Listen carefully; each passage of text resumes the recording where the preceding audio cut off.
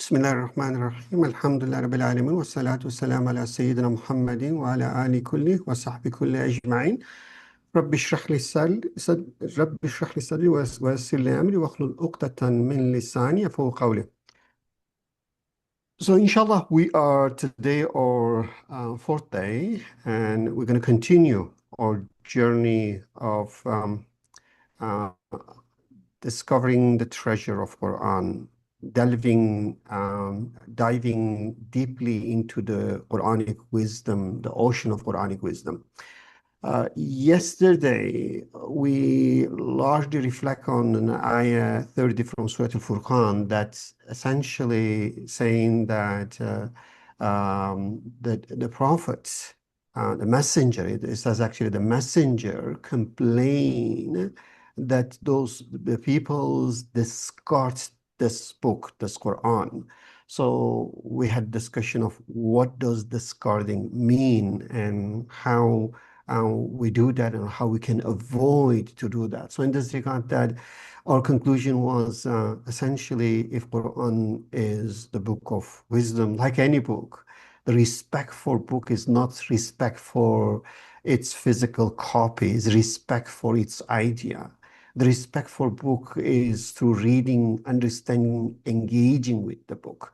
So in this regard that we say, the ayah is referring that when we don't engage with Quran, when we don't see the relevance of Quranic message for our life, that means we are discarding Quran. We are making the Quran to be irrelevant to us, to be in a way it's really meaningless, just book out there that we have respect for its physical copy, not its wisdom and its knowledge. So that was the things that we mentioned yesterday. So in this regard, that essentially we say it's like a book like Quran is the best book ever, is the most, let's say, deep book that you can study and learn something for yourself. So how can you disregard such book? It's not just an ordinary book, and when you disregard it, you will maybe not lose that much. So therefore, in ayah, when it says "Hadha al-Quran" that we mentioned yesterday, that refer to that this cannot and shall not be done to a book like Quran, because this is the book and it comes from the infinite wisdom and knowledge of the Creator. Then we had a quick overview of scholarly works on Quranic studies. We said that though in modern time we're discarding the Quran, but actually Muslim scholar, historically speaking, they did an amazing job in terms of trying to understand the Quran, study the Quran linguistically, in terms of interpretation, in terms of its time of revelation, in terms of its internal coherence. Many different disciplines have been developed, and we mentioned 15,000 tafsir have been written to just understand this book. But our point was that, and I think that was in the group discussion as well, that doesn't mean the job is over. That doesn't mean that now we don't need to go to Quran and we just go and read those tafsir or those interpretation. No, the Quran is absolutely deep ocean. Still, there are many, many things that is in the Quran, and particularly when we get new problems, that we need to go back to Quran again and read and to see how we can find the solution, the prescription to our problem, and make Quran to be relevant. So that was roughly what we discussed yesterday. Now today, we're going to look at the timeline of this scholarly work of how they value and unearth the treasure of Quran. And then after that, we will, inshallah, will be our key topic today is how we define the Quran. Yes, Dr. Ali, please go ahead. Oh, thank you very much. It was just a very beautiful summary of what we have done, what we are going to do. Now, why are we going to study a rough timeline of tafsir approach?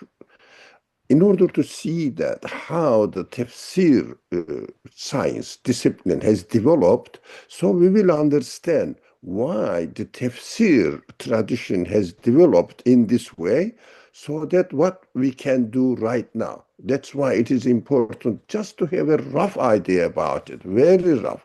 So we will see that during the first uh, Hijri century until the third century, mostly the commentators, mufassirun, uh, on the Quran uh, founded their tafsir explanation based on riwayah.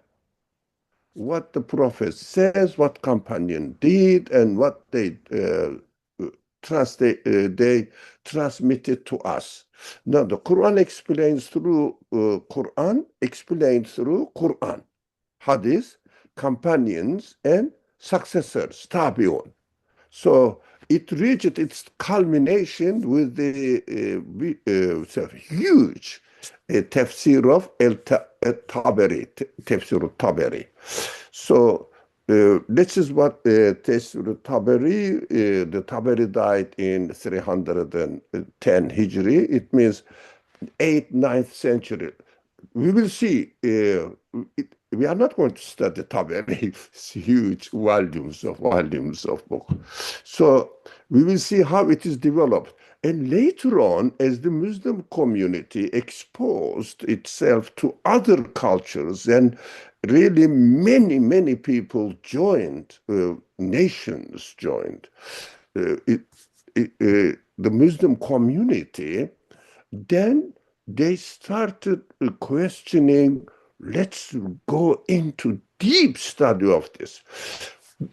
Then a tradition developed studying the Quran from linguistic perspective, from grammatic expansions. Details of grammar has been established during this period. Why they needed it? Because they knew that people were questioning about it. New cultures entered into the Muslim world, and they were asking unaccustomed questions, and they were expecting answers from the Quran. So they had to study the Quran and see what kind of answer I can get. Because during the Prophet Muhammad والسلام, companions did not question this. Many people say there was no tafsir tradition during the Prophet Muhammad والسلام, and the companions just followed what they are told. That's why, what do we need? Further explanations. They were living with the Prophet, they were living with the revelation, and their life was the commentary on the Quran. So they didn't need it. But new cultures entered, new questions entered into the Muslim community. They had to dig into the deep meanings of the Quran. Of course, you cannot explain or make a comment on the Quran against the grammatic rules, which are called Nahw, Sarf, Gharib, I'rab.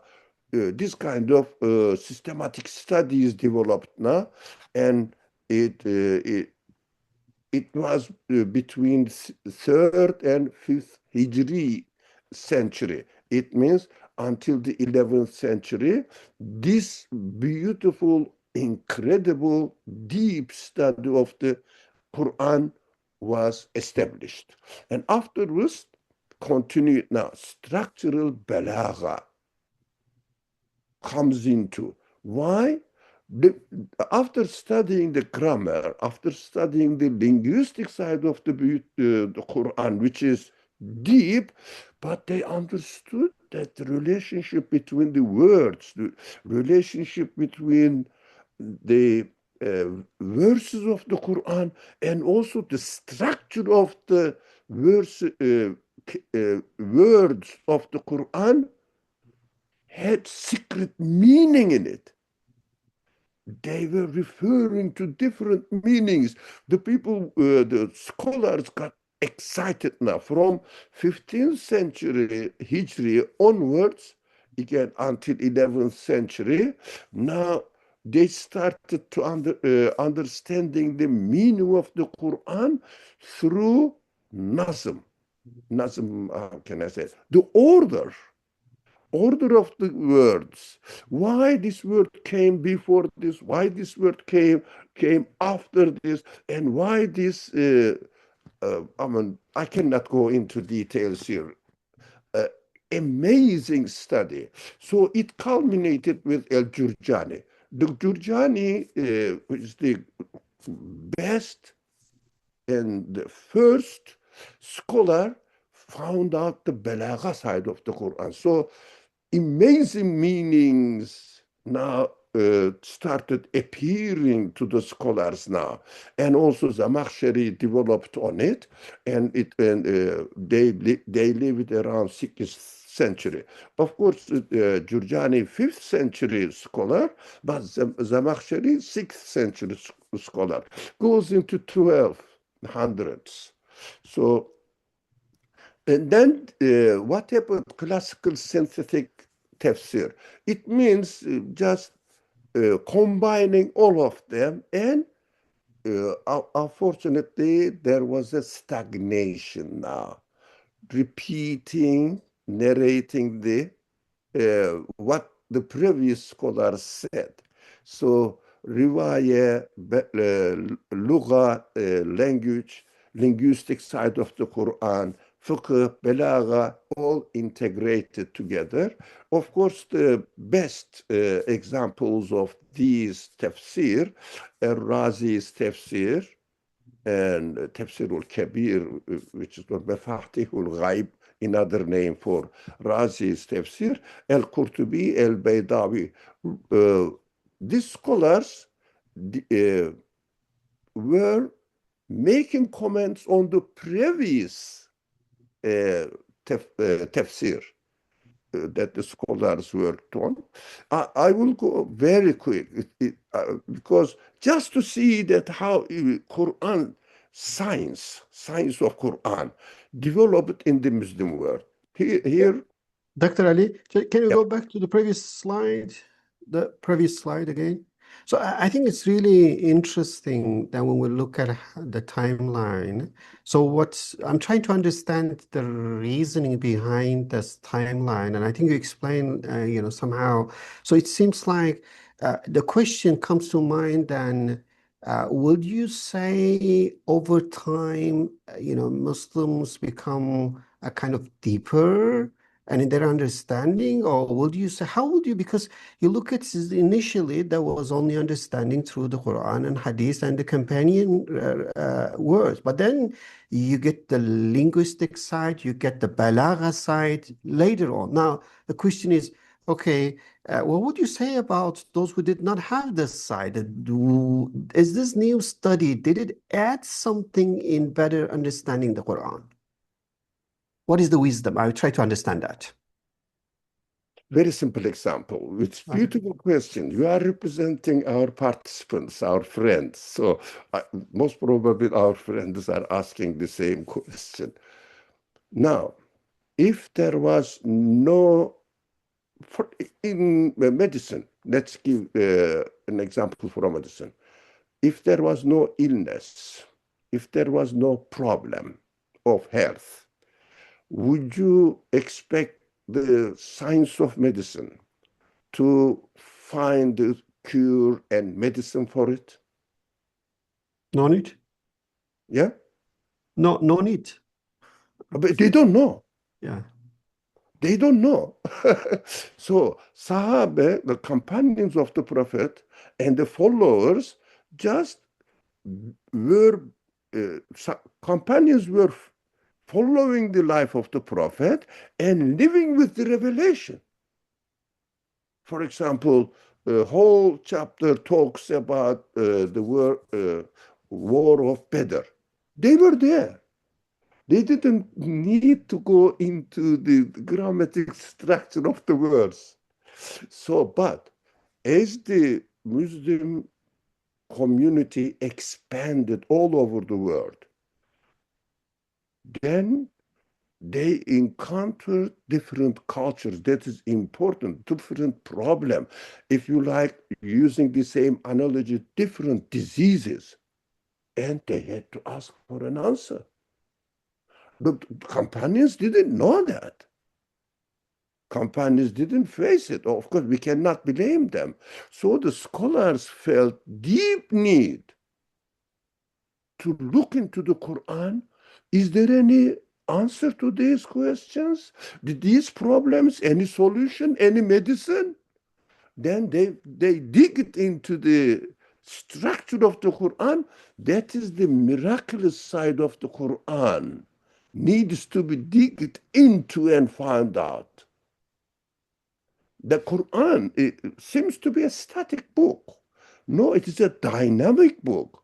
The more we study the Quran, the more we ask questions to the Quran, the clearer, the better answer we get. There is no question, there is no answer. If there is no question, no one feels the need to find an answer. I think it was necessary, impossible. Otherwise, we will just bury the Quran in history. That's it. But Quran revealed in the past, we will study all this. I'm not going to. Very, Uh, very good. Very excellent. Excellent point. yeah. So later on, together with this tafsir tradition, of course, alongside with it, parallel to it, there were another trend, which is Sufi tafsir. They are also very interesting. They started uh, trying to understand the Quran from, it is in Arabic, ishari meaning. It means, what does this verse refer to in my practical life, in my spiritual life? How can I feel it? How can I digest this verse in my feelings? So it is a parallel stream. Again, this tradition also on the side developed during the 3rd century until the 8th century Hijri. It means until the 14th century, it developed a lot. So these are non-literal. They didn't read the Quran literally, but did they ignore the grammatic structure of the Quran? Impossible. No one can make any comment on the Quran ignoring its Arabic grammar rules. Impossible. But they were looking at the meaning which touches your feelings, your emotional side. That's why this is called experiential readings alongside mainstream tafsir tradition. The best examples are, you just hear it. There are great, hundreds of scholars worked on it, and each scholar wrote 10, 20. I have some of them. Impossible to read it from the beginning to the end. I don't know how these scholars wrote it in their life. They devoted their life to studying the Quran. So Tustari, Qushayri, Ibn Arabi, in Ajibe, these are the flash names in this tradition. No, then again, the stabilization and commentary cultures, which is important. Now, for example, let's say Zamakhshari explained this ayah in the Quran in this way. There is another uh, scholar, let's say Baydawi, for example, in this area, is very prominent figure, makes a comment on it. Now, this is stabilization. No new productions now. That took place between 9th century until 12th century again, settled down. All these new investigations, new discoveries stopped after 12th century. So during this period, Haşiye, Şer, consolidation of earlier traditions, confirming, yes, Zemahsheri is right. The other one said, no, Razi is right. So this argument between the scholars, which one made the best commentary on the Quran. This actually, this tradition still continues, but that is the last one, modern revivalist tafsir. As Muslim world was under colonization, Muslims were, I think this is a dramatic picture, humiliated. European power, physical power, not really theoretical power or power in thinking. Physical power oppressed the Muslims, and the Muslims felt really very humiliated. They wanted to start a kind of new energy, new blood Muslim society needed. This new blood. That's why revivalist movement started. How can we challenge these people? How can we challenge their culture? They were imposing, for example, in the North Africa, people were prohibited to use their language. Local language, Arabic was prohibited. French was imposed by force. By force. The schools were closed. The scholars were persecuted. So they wanted to give a new energy. And of course, Muslim community needs support from the Quran. So they wanted to look at the Quran in order to challenge the European traditional philosophy. That is, with Greek and Hellenistic culture, let's say, civilization. That's why they needed to reread the Quran in order to find out the answers.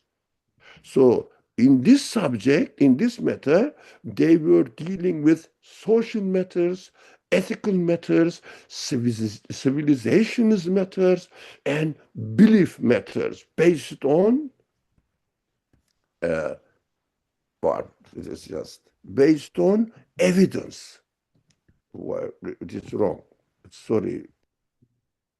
Based on evidence.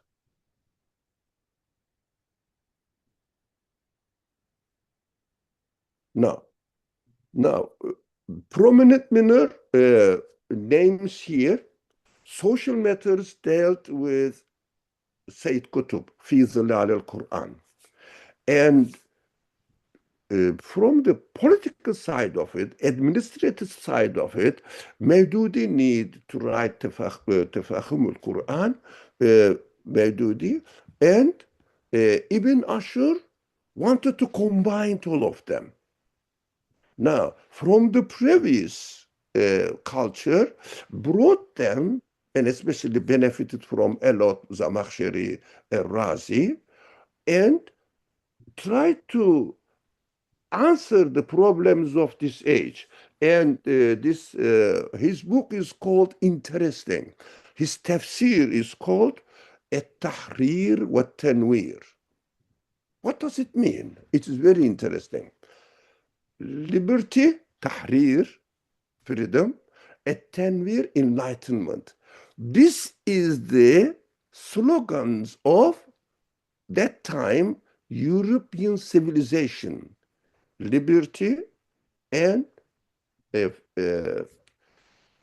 enlightenment. And Ibn Ashur tried to respond back to these people.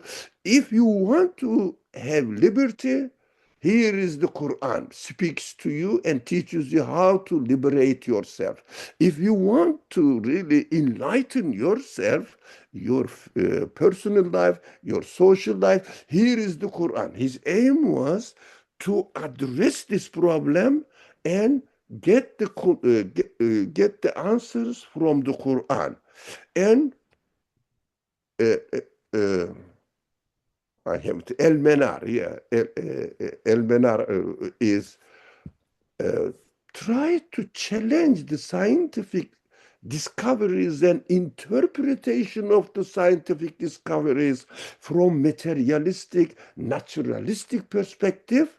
So Reşit Rıda, the author of the El Menar, Reşit Rıda tried to uh, take the same material as the sciences discovered from the creation of the universe and gave an Quranic interpretation to these events. How can we respond to them? And the last figure is Said Nursi, which is not unfortunately well known in the Muslim world. It is known to very limited, but great scholars of our time know him. Otherwise, general people don't know him. Anyways, there are some reasons for it. Said Nursi wanted to read the Quran alongside with the creation so that fundamental belief system that the Quran presents to us interprets the Quran, interprets the universe, the existence in a way that materialism and naturalist interpretation of creation is definitely meaningless, doesn't make sense. His aim was to read the Quran together with the universe, with the creation. That is, we don't see anymore. Tabatabai from Shi'i tradition, El-Mizan wrote, but not as powerful as Ibn Ashur and Said Nursi. Uh, I mean, there are other great scholars among Shia tradition, but we look from Sunni perspective. At the moment, we cannot really expand it and make a comparative study.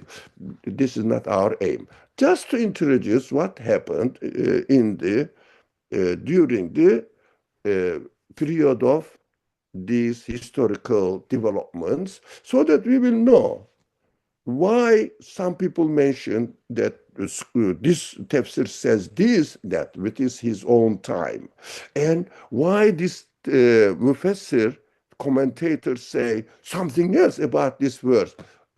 It is from the perspective of their own problems of their time. We have to understand this. All of them are valuable in its place. All of them are valuable. Nothing is useless in its place. What you are looking for, then you have to choose your tafsir, your commentary accordingly, and read the Quran with the help of these scholars. Thank you. I am done with this Yeah, session. Dr. Ali, I think there are two things I want to mention on this slide. One is you call it the stabilization era. I will call this perhaps an era of declining, because if you're not really progressing, if you're repeating what the other said before, not adding something, I will say perhaps our intellectual decline might have started in that era when we stopped in a way to really add something new and just restrict ourselves to, repeating and commenting on the old one. I don't know. What would you think on that? That's first one. The second, yes, go ahead if you want to Yeah, comment on this. one by one. Yes, yes. Now, I call it stabilization. Oh, There is nothing new. Of course, as you said, for centuries, it is not uh, from 9th to 12th, from 15th to 18th century. In fact, I would say 19th century as well. But there are some scholars who wrote tafsir trying to understand the Quran in a way that their time needs the the guidance of the Quran. Well, now it is not a simple matter. As you said, I don't want to be negative about our beautiful scholars. They, no, this it stayed stable, but you put it, it is a kind of loss. It is a kind of digression. Well, time-wise, yes. Time-wise, yes, I understand. For example, if someone is going to the high school and after 20 years of age still studies in the high school, this man is losing, isn't that? So, Correct. The second okay. question I have, it was yesterday, after our program, there was a nice a chat in the WhatsApp group. And the key question I saw that raised by one of our participants and many others somehow uh, shared a similar feeling is that why don't we have new, tafsir, and how can we go beyond the existing ones? So in a way, my question is this. When I look at it, when I read all this comment, I came up with the feeling that perhaps we are turning Quran to a sacred book like a Jews turn their own sacred book to be limited to certain scholars who can touch and normal people cannot even touch it. So in a way that we think, oh, I cannot really understand Quran, and I can just listen for blessing. But that's up to the scholar, Mufassirun. They wrote it and let them to do the job. So my point here is that the way I look at it, I see all of those Mufassirin did excellent job to help us to benefit from the Quran, but they should not prevent us to go to the Quran directly. So in a way that what I will say that any tafsir, any good tafsir is a breach to the Quran, not a castle preventing us to directly get exposed to the Quran. I kind of feel that we really make some tafsir to be not breached, to be in a way a wall that we cannot pass that. What would you say on this? Now, Quran is, of course, cannot be compared with anything else. Is there any, especially in this age now, is there any parent who wouldn't like his children or their children to be educated? No, I don't want my child to be educated. Let him stay ignorant, uneducated. I don't think so. It is the time is changed. Is it correct or not? Correct. Correct? Yes. Yes. Now I want the answer from the audience. You are the representative of the participants, our friends. So I am waiting for an answer from Dr. Najati. So everyone wants to have their children to be educated. So they go to the elementary school, and even nowadays, even preschool educations, and then elementary school, and then second high school, etc. We have to educate ourselves. If someone says, here is the best medical book, all right? I'm not going to go into the school and learn for years and years, spend my time. I can take the book and practice medicine. How much this person will be successful?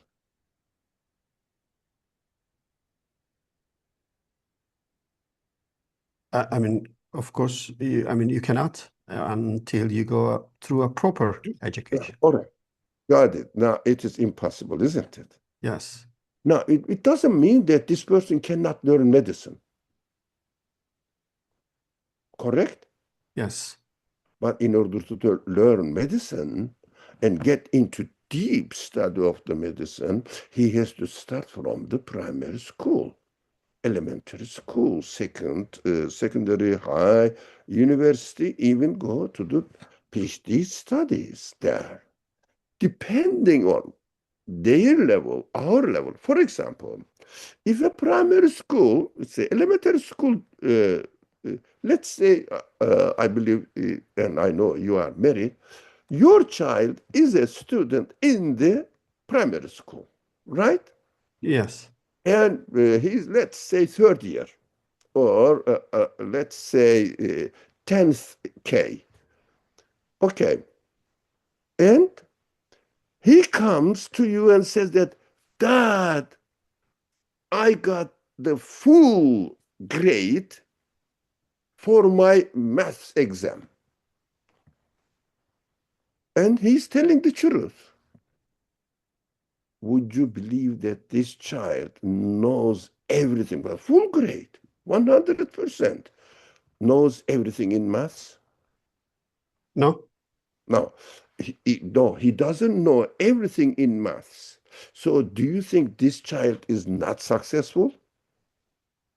of course he's successful. What is the problem?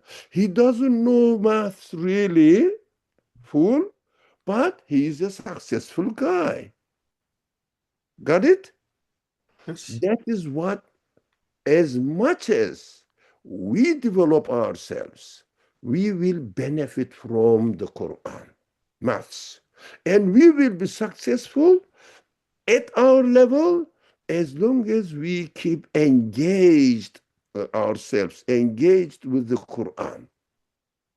As long as I attend the school of the Quran, education of the Quran, the level where I am, it will be my success. There is no really disappointment. There is nothing to be frustrated. If you can get engaged now, starting from today, and start searching, learning something from the Quran, appropriate to the needs of your age, then you are a successful student of the Quran. That's what we are confusing. We say, I can read. That is amazing. That's amazing. It is it, how do you say, the best example of or sample of ignorance. I read the Quran from the beginning to the end. Welcome. What did you read? Translation of the Quran. You didn't read the Quran. You did the translation of the Quran at your level. You are just first year student in the primary school. So if you say that I am a successful primary school first year student, you are right. If you claim that you know the Quran, you are ignorant. Then, We have to let. Dr. Ali, then I think that was a very good example that you gave. That means that we should engage with Quran at our level. We will benefit from Quran, but like the schools you go and to learn from the teachers to enhance your level of understanding, we should actually value those scholarly work, those mufassirun, and consider them like a teacher to further and enhance our understanding. And I think that is really what we can call it in a way. You don't ignore them, you treasure them, but you don't go them for their own wisdom. You go them to get you engaged with the Quran, to become breach to the Quran, to become the teacher, your teacher to teach you the Quran. That's what I think the example you gave, I think explain it very, very well. Can I give you an example on your personal life, about your personal life? Have you studied, wherever you studied, we don't mind, primary school? Yes, Yes. Did you have teachers? yes, Now, do you still respect your primary school teacher if you meet him? very much. But you know maybe 100 times more than your primary school teacher. I don't claim that. Now, for example, don't you know more than your primary school teacher who taught you maths, for example? I guess so. You guess so, yeah? But although you know better, as that's why it was my aim, this rough timeline of tafsir approaches. Why? We may know much more through the help of studies done by great scholars from Balagha perspective. Balagha means not advanced science. How many sub-branches are there? Ilmul Bayan, Ilmul Lugha, uh, I mean, I don't want to show off here. So there are many subtitles there. It's not easy. We will see, very roughly we will see. So we will know that we can benefit from them and then learn them, but it doesn't mean that you cannot say that, Dr. Nejati, I cannot be above my primary school teacher and stop there. You have to develop.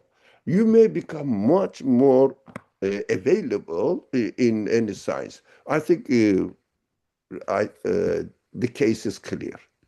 Okay, so there are Yeah. one question from I think comment from Dr. Colin Turner. I want you to, bring this as well, what you think on this. So he says that he wants to also mention in the 19th century that there is a movement called Tafsiri Ilmi.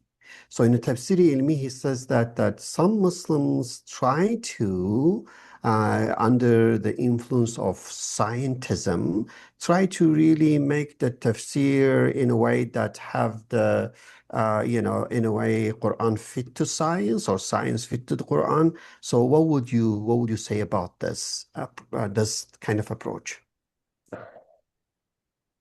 This is something we have to have a special session for it.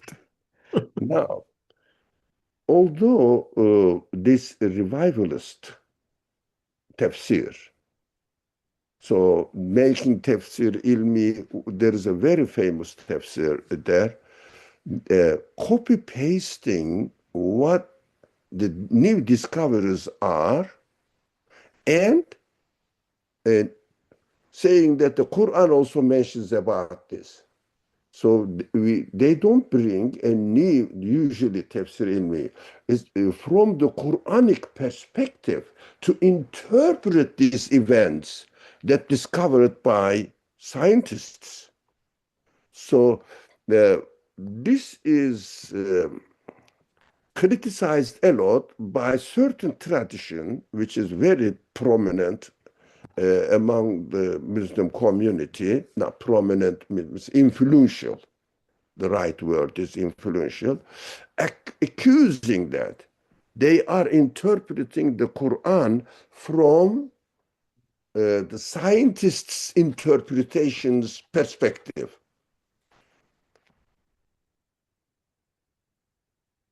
Yeah. Now, I will say one thing, but I don't want to go into technicalities. Mutazila tradition does this. Sunni tradition doesn't do that. We have to make the separation. Mutazila tradition is a kind of, uh, they have a belief that causality is really happens as true. That is rejected by all general, well-known Sunni tradition Muslims. But we should never ever forget that uh, about the concerning the madhab differences have been influenced by political power a lot. But these needs a special study.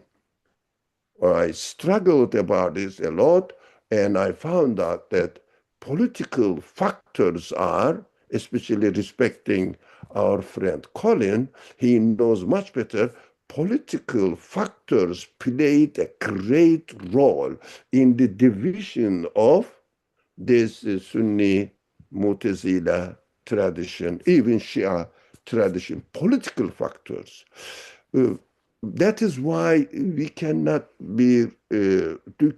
judge by generalizing that whoever mentions about the new discoveries, for example, quantum mechanics, what the scholars say this and that, there's a block sorry, uh,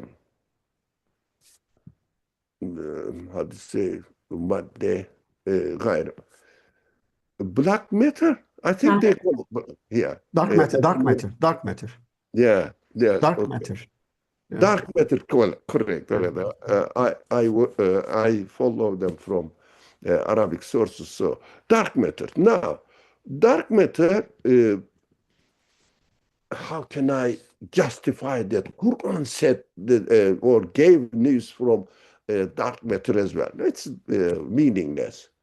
So interpretation belongs to the people, but the universe is my property, which means believer's property.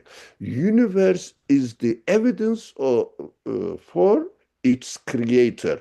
I have to discover it. If someone has discovered it, I may see it, but be careful, like AIs. Our friends definitely know use AI a lot now. Like AIs, when you use AI, you will be very careful. I'm very reluctant to use AI for ideological or understanding or thinking matters because they never get the right information like this AI. So their interpretation, scientists' interpretation is completely different from what the universe is in reality. What the universe says, speaks in reality. What we have to do, we should use the universe as evidence to the truthfulness of the speech of God. We will go into it, inshallah. And but be careful about the interpretations, materialistic interpretations, nowadays naturalistic interpretations, evolutionist understanding interpretations as well. We have to watch out there. Of course, there are some, as Colin said, but not all of them. No, many of them are very much aware of it, as far as I can see. Thank you. Thank you. I think that's very good. So as you mentioned, I think we need to have a special perhaps session on this one. So the key Oh, part is to we have the to go into historical reasons and okay. what factors played behind all these method differences. For example, for example, I just quickly say it's not here, it is here. Now, Zamakhshari is the Mutazila Mufassir, but no one can challenge Zamakhshari's uh, grammar knowledge. He is the top man. We have to benefit from this aspect. I don't want to go into details because this is not our point. Our point is while we are studying the Quran really, really practical, we should know that these are the background of it. Okay. So from Yeah. that route we are coming. Yeah. So Okay. I think the key part here is that we if we consider scientific knowledge as above the Quranic knowledge, then now we try to in a way prove the Quran through the science. We say no, that's wrong approach. Science comes with a lot of embedded ideology, so we need to be very careful on that. And Yeah. that's also addressed, I think, question from Saima Rahman. She has question of how to use, how about to use an inductive reasoning? And that inductive reasoning is essentially a scientific way of studying the creation. But as you mentioned, we have to really be careful on how we use this knowledge in understanding the Quran. We are not rejecting that, but we are saying that we need to be aware of the ideology and aware of this is coming from limited human mind based on their observation, while the Quran comes from the infinite knowledge of the Creator. I want to, at this point, we have very little time left. I have a polling question I want our audience to engage as well. Let's me launch this, and before we move to our next part of to see how we define Can Quran, how we, we perceive the uh, Quran. before the fall, before the poll, just go of the summary of the tradition. Our friends can take picture of this. Just summarizes how it developed. Now, the first 7th to 9th century Rivaya foundation, 9th to 11th century language grammar, 11 to onward structural Belagha, and 12, 14th classical synthesis, 14th onwards Ishari tefsir, parallel reading. It is not an developed later on, no, parallel developed. And 15, 18 stabilizations, and 19th, 21st, this is our age, revivalist updated readings. That is the summary of the tradition. We should keep in mind, if I am reading a narration from Tabari, for example, I will say it belongs to the first category. So I will expect an explanation or commentary on the Quran according to the living conditions of his own time. We have to know that we cannot expect uh, Tabari to give an interpretation which is valuable to answer the today's problems of, for example, belief. People deny God. So you Okay. cannot get an answer there because Tabari's problem is not that. So we cannot blame Tabari, but at the same time, we should know his limits of his time and history. He's an historical man. Okay, thank you. Thank you very much. Let me put the Okay. question there. Can see here, in your view, how should the Quran should be understood as a book? So let me make it big. You can see the options. We have three options. It's a spiritual book focused only on dua, worship, and hereafter. It's a comprehensive book that teaches all form of knowledge, including scientific knowledge.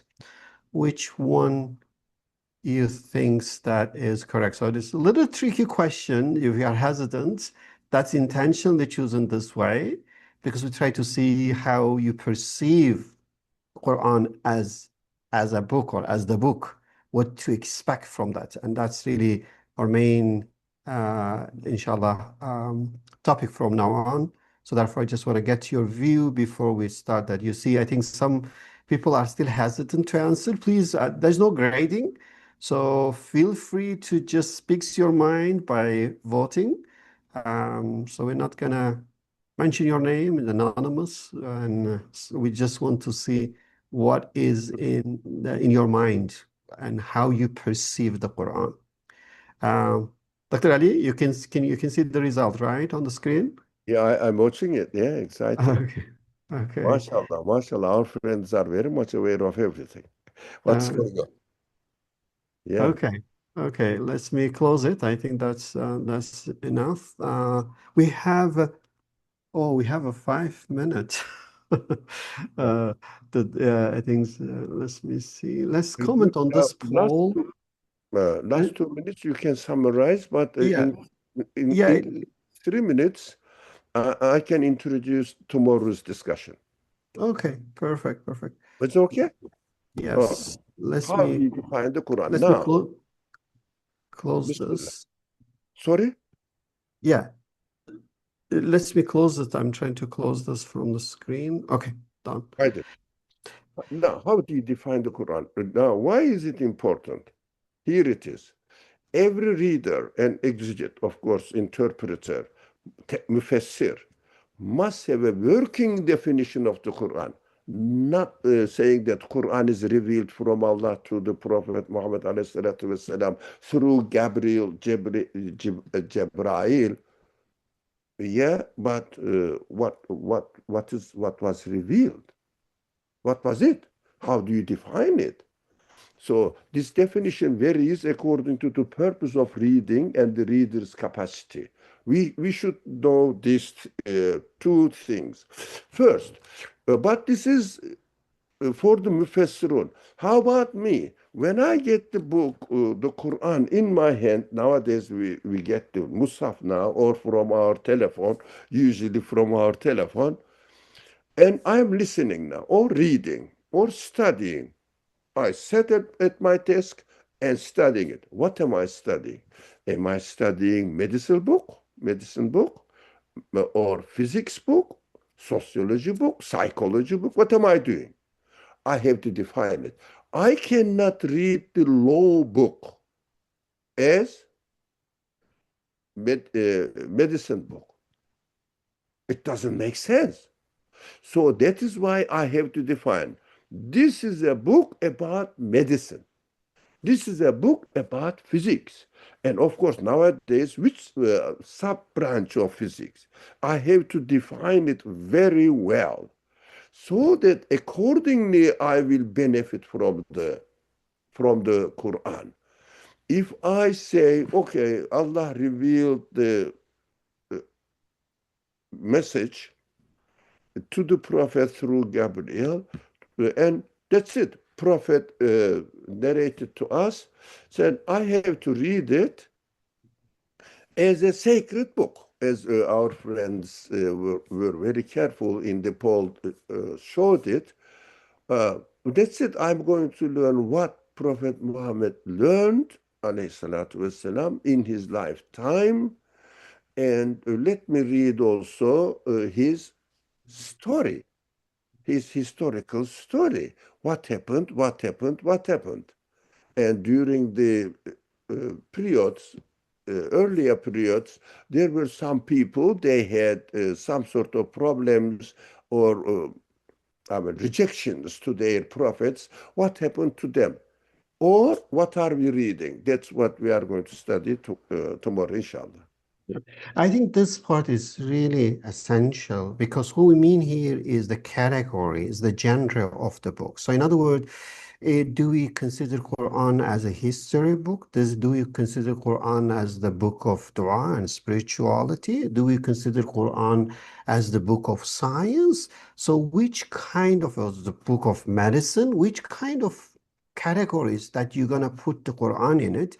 And also, do you consider Quran that reveals, 1400 years ago and it's really just is relevant that time? Or do you see Quran as a book revealed to you now and has a message to you, to your personal life, spiritual life, psychological life, worldly life affair to a certain extent in guiding you? So which kind of book that consider when you read Quran? I think that is really, and obviously it will be very difficult to put the Quran in one category. So we'll have several categories and we'll discuss them and try to see how we can categorize the Quran, and in a way that maybe we'll revisit our polling question that we just did it to see what is really the correct answer to that question as well.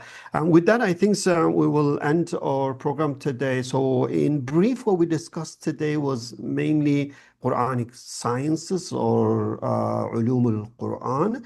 And what we learned from that, indeed, when we look at historically, we find out that there is a very, a structured, progressive way that Muslim scholars study the Quran deeply, though we saw somehow a stagnation at certain point, but we realized that Muslim scholars always look at the Quran as the main reference to their own problem, and they engage in very deep scholarly works, and then we categorize those scholarly work differently based on what they emphasize, and that clearly point Quran is an amazing book, and a book that is not like an ancient book, and a book that basically source of civilization, Islamic civilization, and a book that is the teaching or the main reference for thousands of great scholars throughout the history.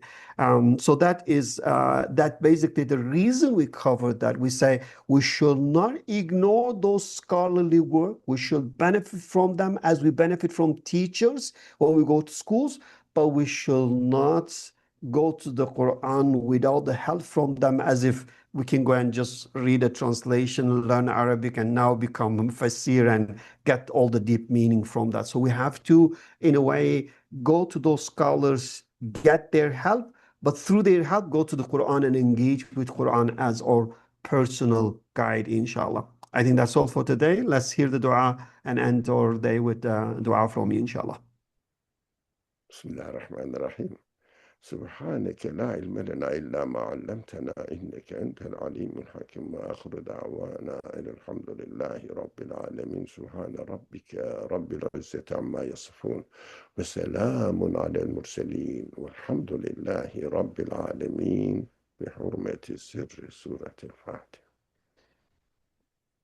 Assalamu alaikum. See you tomorrow, inshallah. السلام عليكم. ما شاء الله. Thank you for everyone who joined.